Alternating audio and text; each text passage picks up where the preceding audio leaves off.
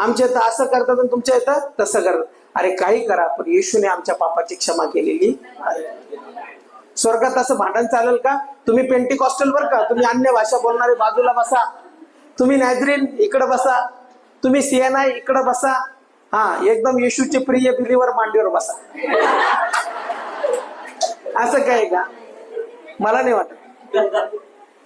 काही चर्चेस मध्ये म्हणतात महिलांनी बोलायचं नाही, एक वचनाचा रेफरन्स, महिलांनी बोलायचं नाही. मग मला विचार येतो कधी कधी, मला मुलगी नाही झाली, देवाने दिली असती तर खूप चांगलं झालं असतं, आता नको, आता 2 बस झाले.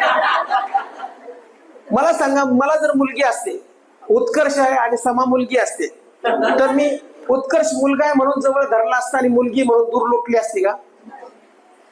काही जण काय म्हणतात, मंडळीमध्ये महिलांनी बोलायचं नाही, वचन करायचं नाही, प्रार्थना करायची नाही, काहीच करायचं नाही. मग मी माझ्या मुलीला दूर